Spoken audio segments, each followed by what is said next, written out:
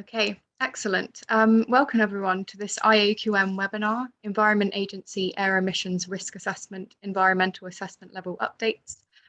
Really pleased to see so many of you here today, and I'm delighted to be joined by Alun Roberts-Jones. Alun works for the Air Quality Modelling and Assessment Unit, where he supports and informs permitting and compliance decisions and assists strategic decision makers in introducing new or changes to regulation. Thank you very much for joining Alun and for presenting today. After Alun's presentation, you will all have the opportunity to ask questions. So please do submit these at any point during the presentation in the Q&A option at the bottom of your screen. And these will then be read out on your behalf later on. Just to let you all know that this webinar is being recorded and will be made available on YouTube afterwards. And you'll be able to see that through the IAQM website as well. So thank you so much for logging in. And thanks to you, Alun. I'll hand over to you now. Thank you. Okay, thanks very much, Ethny. So my name's Alun Roberts-Jones. I'm a senior advisor in the Environment Agency. At the moment, I'm on assignment in the second phase of our air emissions risk assessment, EAL updates. So I started this work in September. So after the consultation of the phase 1 substances finished, my substantive work is in the Air Quality Modelling Assessment Unit, which I've worked in since 2008 mostly. So I'll start the presentation. I will get rid of my video because it's a bit distracting, I think, and I don't want you to see me waving my hands around as I try to explain things. Okay, so today I'm going to quickly go through some of the history of our EALs that have been on our air emissions risk assessment guidance formally. That was part of the H1 horizontal guidance.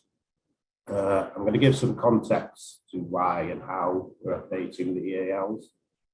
A lot of this context that I'll go through at the start of this presentation is in our 2012 consultation document, which was called Derivation of New Environmental Assessment Levels to Air. I'll then go through our recent 2020 consultation, or what I will refer to it as phase 1. And then so far we've planned 3 phases. So phase 1 finished in September. I'm currently working on phase 2, and we also have phase 3 planned in the future.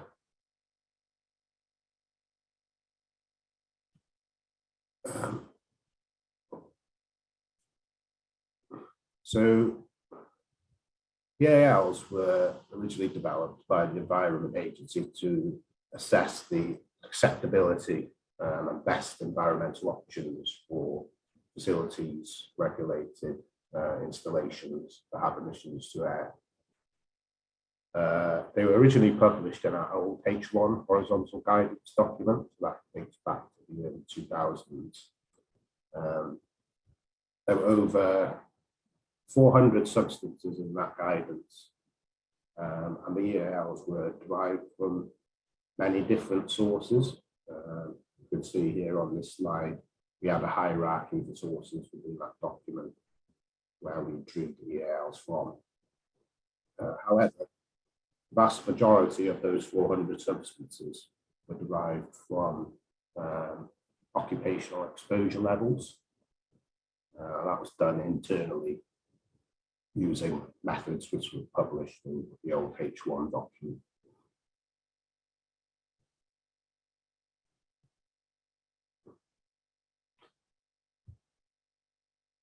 So why did we choose to use OELs?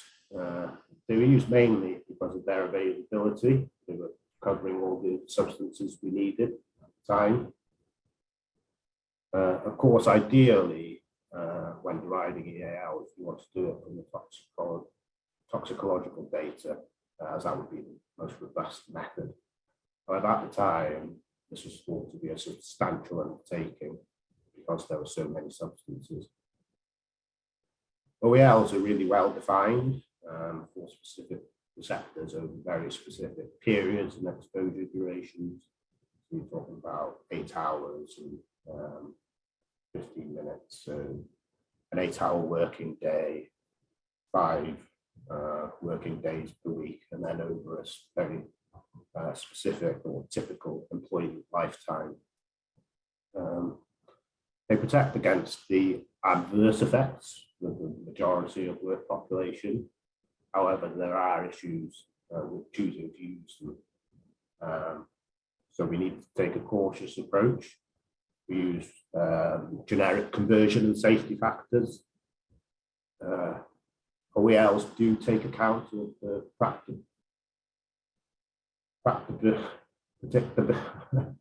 practicability of achieving levels. So therefore, it may not provide the necessary protection for the general human health. And then in the early 2000s, around 2005, HSE replaced a lot of OELs with WELs, or workplace exposure limits. And this removed some of the substances from their list, meaning we had some EALs that were no longer supported with published WELs. Additionally, a lot of the underlying data used to derive the OELs was kind of decades old, not the most up to date. So we knew we wanted to update them. I mentioned on the other slide some of the safety factors used to derive the EALs.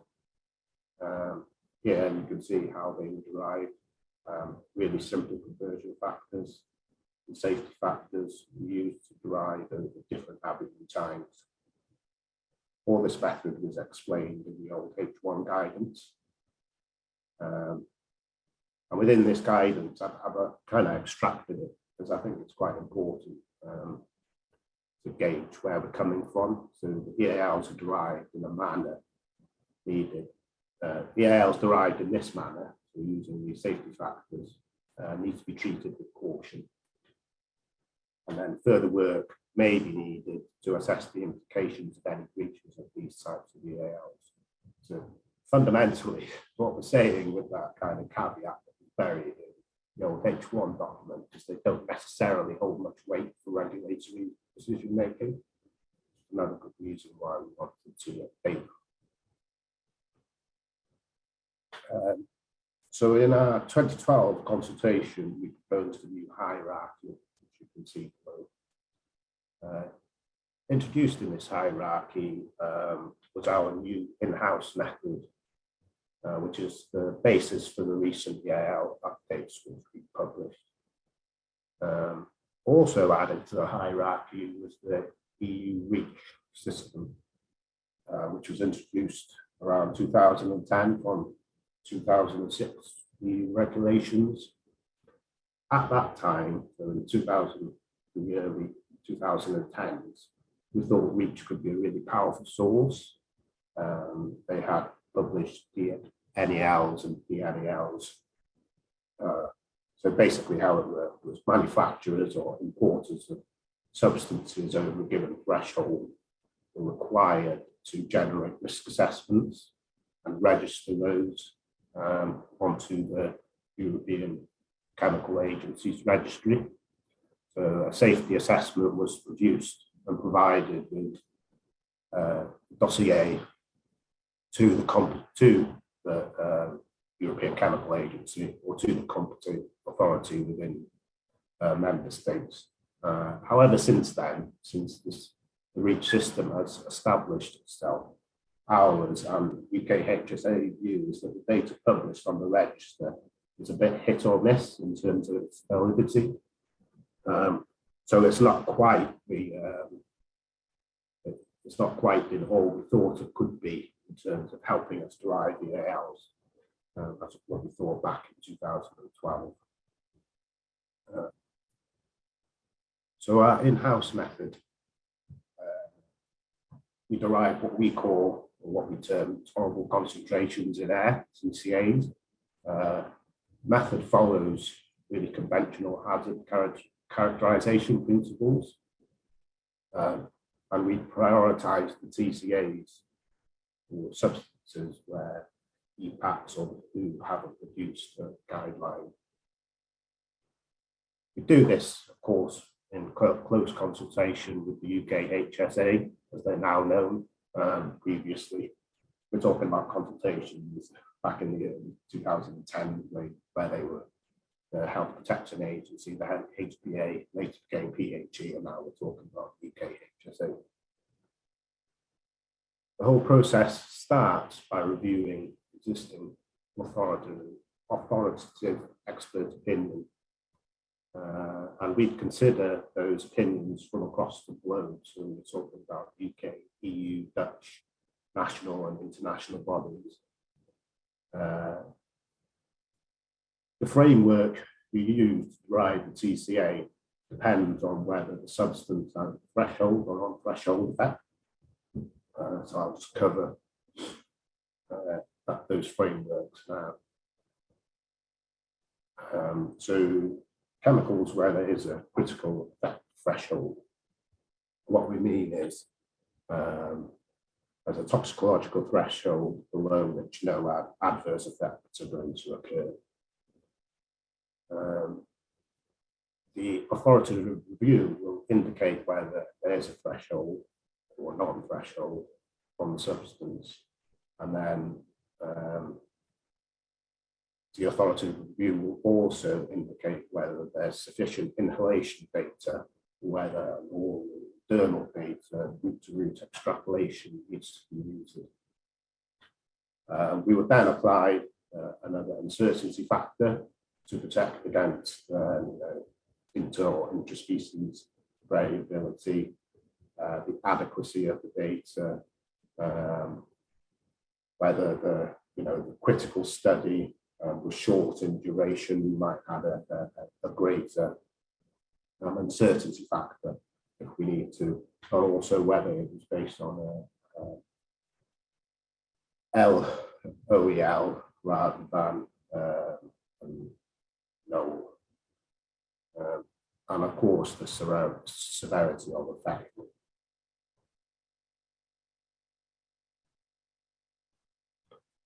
So here you can see that framework for critical effect threshold substances, which was put in our 2012 consultation. If there was no NOEL, no, then a roll or a BNEL10 could be used to estimate a threshold. So that's what this framework sets out.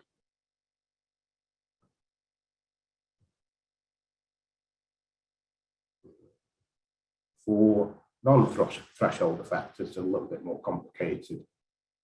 So this means that the exposure at any level has risks to health. For example, could pose risk to cancer or a genetic disorder. So if authoritative review data as epidemiological data, we can derive a TCA directly from that using an excess lifetime cancer risk, so LCR of 1 in 100,000. In our 2020 consultation, we actually changed the LCR from what was originally in our 2012 consultation, which was 1 in a million, to this 1 in 100,000 value, because we thought it was more appropriate for the chemicals being considered, and it was consistent with the land contamination approach. If we don't have epidemiological data and or human data and animal data is available, then we'd apply an uncertainty factor of 10,000 to produce our TCAs. And the principles behind these non-threshold effects is to derive a TCA which is as low as reasonably practical, or a low concern from a public health point of view, or unlikely to be of concern. So that's the principle of these. non-threshold effects are derived too, and that's common in this type of work, toxicological work.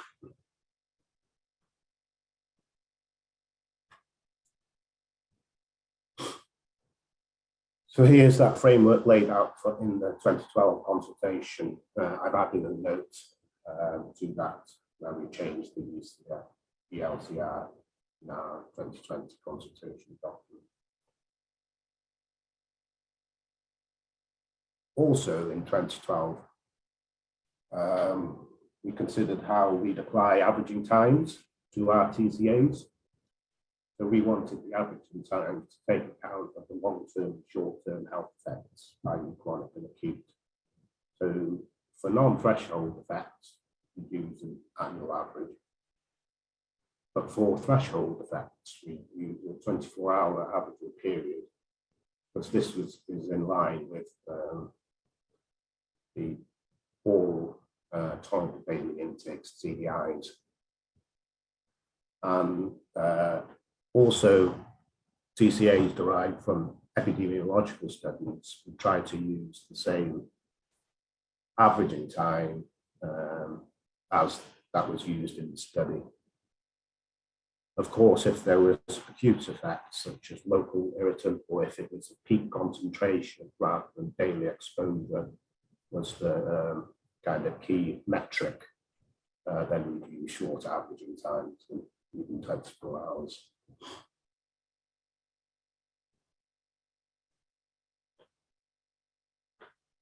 So hopefully I'll kind of set the scene a little bit as to why we need to update a lot of the EALs, and then the method we've used to update them.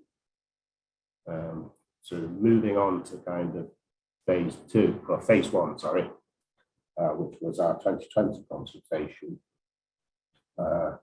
We used the pollution inventory, which is a tool where all the industrial sites we regulate, if they have emissions to air, they had to tell us the quantity based on thresholds for lots of different chemicals. So we used 2016 data to focus on the highest priority substances, so the ones where the emissions were above the threshold and had large emissions relative to lots of the other substances.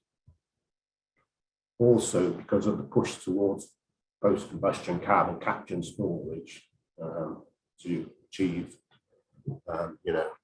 national and global net zero plans, we added substances that would be specific to these new technologies coming online. So we added an amine, MEA, and nitrosamine, MDMA, which is a byproduct of MEA, and is a known potent nitrosamine. So altogether, in phase one, there were 12 substances we reviewed. You can see the list there on the slide. So we've got benzene, chloroform, bromazine, ethylene dichloride, methyl chloroform, MAEA, naphthalene, NDMA, tetrachloroethylene, trichloroethylene, and vinyl chloride.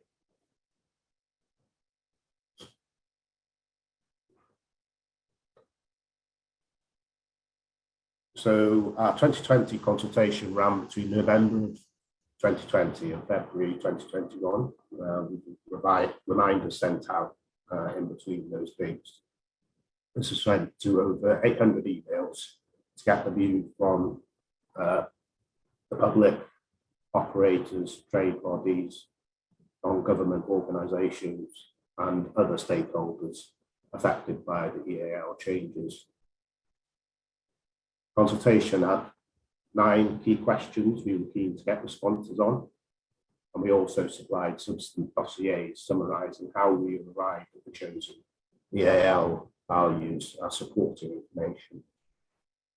We published the consultation response document in September 2021 and updated the air emissions risk assessment guidance with the updated values at the same time. The EALs took effect immediately, so any new or ongoing permit applications and determinations would need to, if they had emissions of these substances, they would need to use these new EAL values.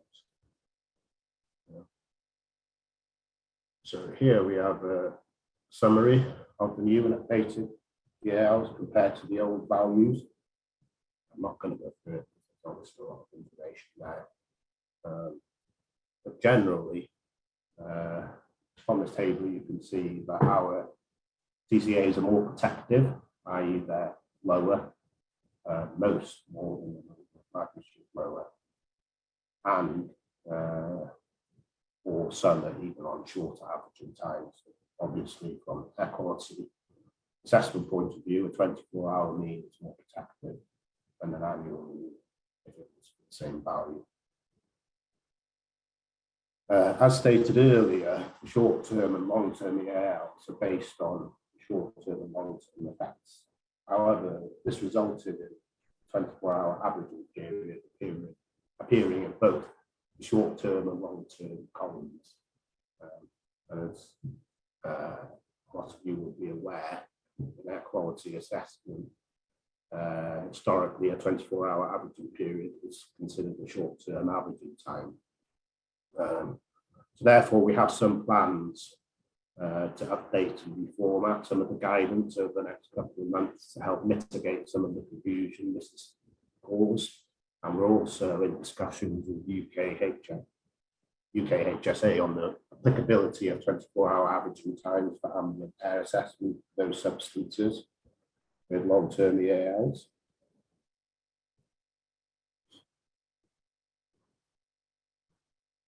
So that's phase one covered. Phase two is ongoing. This is what I've been working on. So this would be updating 10 to 16 substances.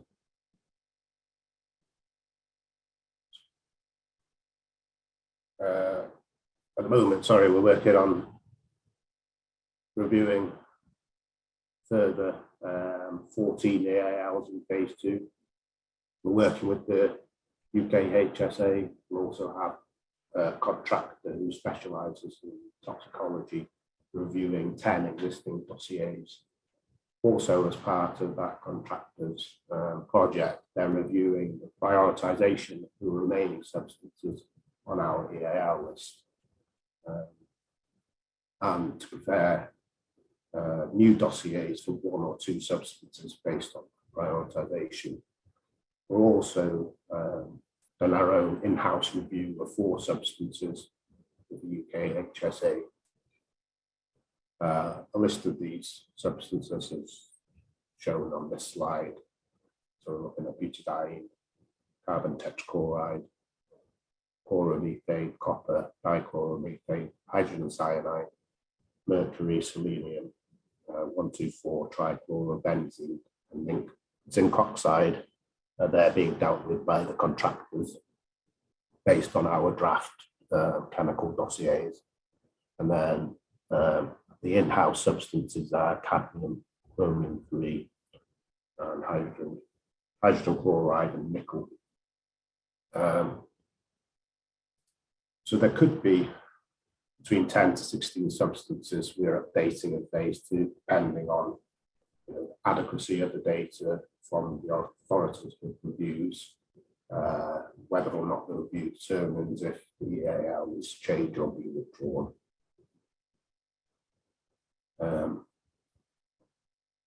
We're hoping to launch this consultation in Q2 of 2022, and we'll be running it in a similar fashion to we did for phase one.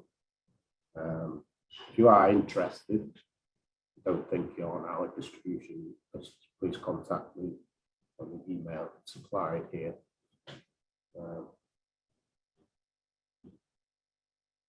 And then finally, a look ahead to phase three.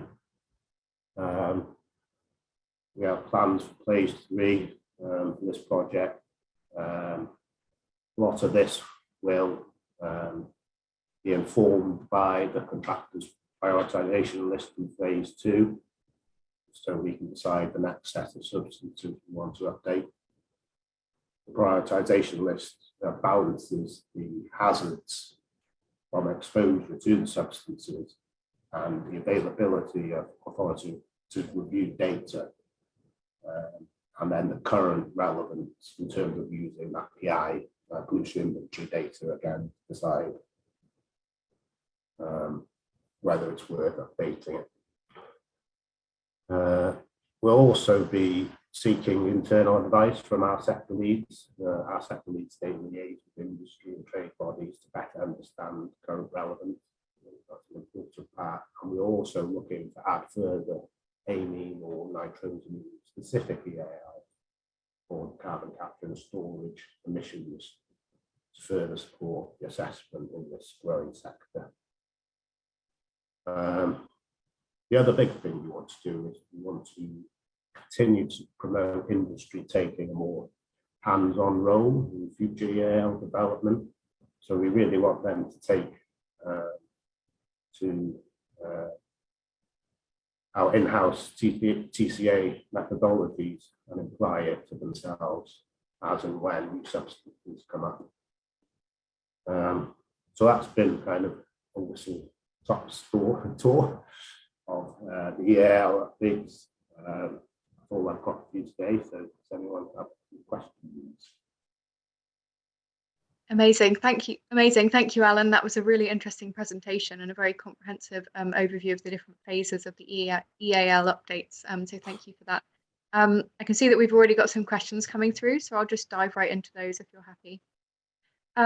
So the first question here is, how does the Environment Agency anticipate that the short-term naphthalene standard can be routinely monitored on site?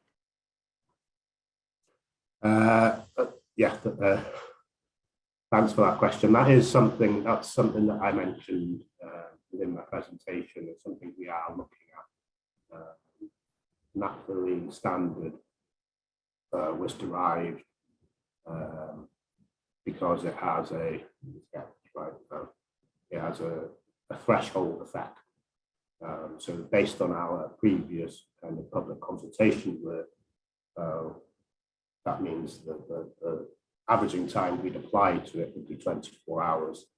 Obviously, this has caused some issues, we think, in terms of practicality of its application from a monitoring and also kind of a modelling risk assessment point of view, considering how concentrations behave for ambient air. So it is something we're reviewing. But yeah, I'm not a monitoring expert, so I can't prejudge where we'll end up. But at the moment, it's a 24-hour period, so it needs to be assessed in that way. I think. Great, thank you, Alan. Other averaging times can be, justified based on monitoring limitations. That has to be accepted from a practical point of view. Okay, and that's kind of the method that's being used, is that correct? Yeah. Perfect, thank you. Why is the long-term EAL for vanadium 5 times higher than the short-term EAL? It seems counterintuitive, and the attendees wondered if it's an error. I need to look at that. On the top of my head, I don't know why, but I know there are quite a few errors, not just there, but around, which I will be correcting in that guidance update I mentioned in the presentation. So something I'll be looking into. Perfect, thank you. When do the new EALs get updated on the H1 tool? Do existing users need to download the latest version from the government website? So the H1 tool, the access tool, you can update them directly yourselves in that. We do want to update them. However, the issue there is we're currently in the process of changing from the access tool to an Excel-based tool because we feel like that's a bit more accessible to people. We don't think many people use Access anymore. So they will be updating the Excel tool when that gets released. But at the moment, they need to be manually updated in the access tool. But yeah, we're looking to find time to update that, but it all depends on the current kind of update project, whether that's kind of worthwhile for us to go away and do. Okay, and is it correct that the air emissions webpage is the authoritative source of EALs? And would it be possible for updated EALs to be highlighted, for example, for 12 months after they've been adopted? Yes, so the air emission risk assessment guidance supersedes all the old H1 guidance. So that's where you should be going. Every time you do an assessment, you should be going there checking that one of them has changed. But through these consultations, these type of presentations, to keep everyone up to date on when those changes are kind of expected. But yeah, part of my work will be reformatting the guidance slightly to help with not necessarily highlighting it, but yeah, flagging where one is an old EAL or a new EAL. So yeah, something Great. we're working on. And how do the Environment Agency EALs compare with limits in other countries? Are there any major discrepancies that you know of?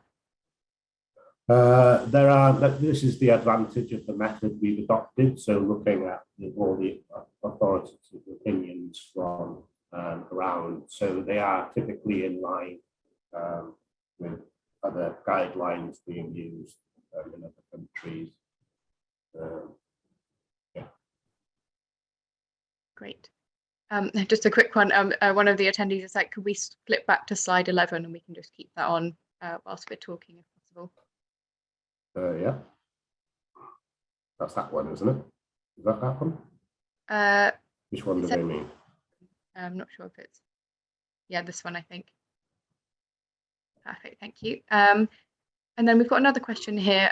Regarding the question about naphthalene, there's a similar question regarding the EAL for chromium-6, which they put as 0.00025 micrograms per meters cubed.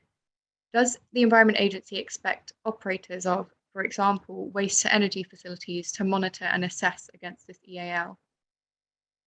That would depend what's in their permit, but we know that the practicalities of limits of detection and monitoring. It's quite rare for there to be monitoring conditions in people's permits these days. So I wouldn't expect that to be happening from an Environment Agency point of view. The naphthalene question, yeah, I don't know who's asking them to do the monitoring. The Environment Agency don't typically require ambient monitoring because, modelling and making that modelling conservative, demonstrating compliance with the EALs should be protected. Monitoring shouldn't be needed. Okay, thank you. And will there be a set of monitoring and detection methods for new EAL as they emerge? Good question. I don't know the answer. I'm not monitoring expert, but something I can take away. I'm sorry, I couldn't quite hear you there. I don't know if your microphone is just a little bit away from. Sorry, yeah, I'm not a monitoring expert, so I can't answer that question. Okay, no problem. I'd have to take that question away. Thank you. And what efforts will be made to involve the public more widely in the consultation? The attendees thinking particularly of public concerns relating to Wally's quarry in Staffordshire and the need there for involvement in the process of setting standards. Yeah, I mean, these are public consultations, so we're as keen as possible. I think, yeah, through certain kind of organisations, people are more aware than others. But yeah, I suppose there are limits on how we can share these public consultations around when we have a distribution list of 800. So hopefully we're doing a good job. But if anyone has any suggestions, welcome to fire me an email. Great. And are there plans to define EALs for TOCs and dioxins and furans? I'm not sure if I'm saying that correctly. Dioxins and furans, no. That is because inhalation is not really a very significant pathway. That's all through the food chain. So that's the reason for there won't be a TCA for dioxins and furans, because it's just not that relevant. What was the other part to the question? Was there another part to the question? It was just for TOCs. TOCs. Yeah, I mean, TOCs, that covers quite a lot of things. At the moment, we have a screening method for TOCs where if you have a kind of an unknown mixture, then you use benzene as your surrogate. I think we need to look into that method a little bit more. Yeah, that's future work that we are actually considering at the moment. Great, thank you. And then I've got a comment here from one of the attendees that's just responding in terms of the question about naphthalene, saying that RSK were monitoring naphthalene at the Grassmore Lagoon site using real-time GC instrumentation. The air quality team at RSK, the Hemel office, will be able to help with more information on this. So just to let that person know that answered that question. And another comment from an attendee saying that a bespoke session with the public concerned about Wally's quarry could be helpful. Got time for just a couple more questions, if that's okay. So in terms of demonstrating compliance with the new EAL for nitrous amine, it appears that this is to be conducted by chemical transformation dispersion modelling. How uncertain is this method? The method is very uncertain. I know my colleague in AQMAW has really looked at the method. We know that the dispersion modelling side of things is fairly well known. We know those types of tools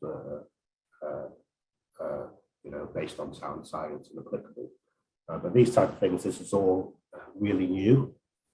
There's limited tools available, and so it is something that we're looking at more, working with industry more. But yeah, it's hugely uncertain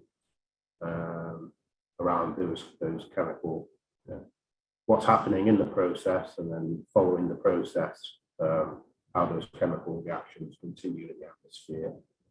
Yeah, it's very, very uncertain.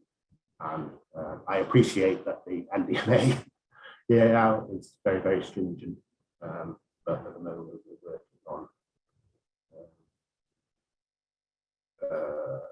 a basis.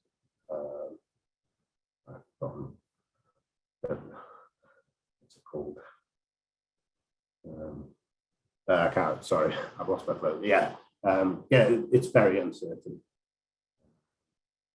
But yeah, okay. Something that AQMAW are looking into, working on with sector leads, sort of currently and into the future. Okay, thank you. And are there plans for the Environment Agency to recognise the higher 24-hour critical level for NOx, i.e. 200 micrograms per meters cubed, which is also detailed in the IAQM Nature Conservation Site Guidance? So sorry, can you repeat the question? I missed the start of it. Of course. Are there plans for the Environment Agency to recognise the higher 24-hour critical level for NOx? Yes, there are plans. The AQ tag are producing, updating some of their advice notes on this specifically. But just as a kind of caveat, it does require for there to be a good justification for applying the higher daily NOx critical level, which means looking at SO2 and ozone levels in some detail, not just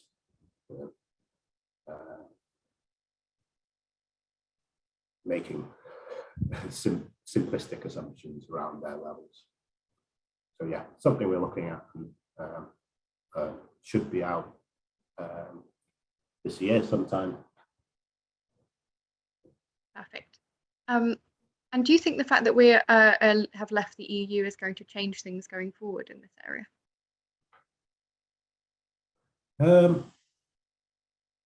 I mean, I don't think it is to a massive extent. We're still working, you know, within the kind of the same frameworks, and at the end of the day, we want, you know, continuous improvement from industry. That's what our goal is, and changing ambient air standards is one of the ways to you know, achieve that. So yeah, I think we'll just continue doing what we're doing, and then see what's going to come from. I do know the ambient air standards is being reviewed, and the, you know, the air quality clean air strategy, you know, had some quite ambitious targets around PM 2.5 and ammonia and things like that. So I don't think it is going to have a detrimental effect, but that's, yeah, that's my personal opinion. And then two really quick ones to finish us off. Firstly, do you know when we might expect the XL version of H1 to be released? I don't have a date, no, sorry. Hopefully this year it will be out. And then someone's just asking about who the industry sector leads are. Yeah, their environment agency colleagues. Yeah, I mean, I'm not going to name them here. But, yeah, if they need to, they can. Yeah, if they need contact with a specific sector lead for whatever reason, they're welcome to contact me, and then I can see whether I can forward on that query. Perfect, that's amazing. Well, thank you so much for coming on today and answering a record number of questions as well. It's great to have so many questions from attendees that are obviously really interested in what you're having to say. So thank you very much for that. I'm afraid that this is all the time we have, so I'm sorry if I didn't make it to your question. As I said before, this webinar has been recorded and will be made available on the YouTube channel. The next IAQM webinar is on the 8th of February, and this is looking at the topic of integrating air pollution, greenhouse gas, and other wider impact analysis into decision maker support tools. So you please do register for this on our website if you're interested. A massive thank you, Alun. Really appreciate you taking the time to come and talk to us today. And thank you to all of our attendees as well. I hope you have a great rest of your day. Thank you. Cheers. Thank you, everyone.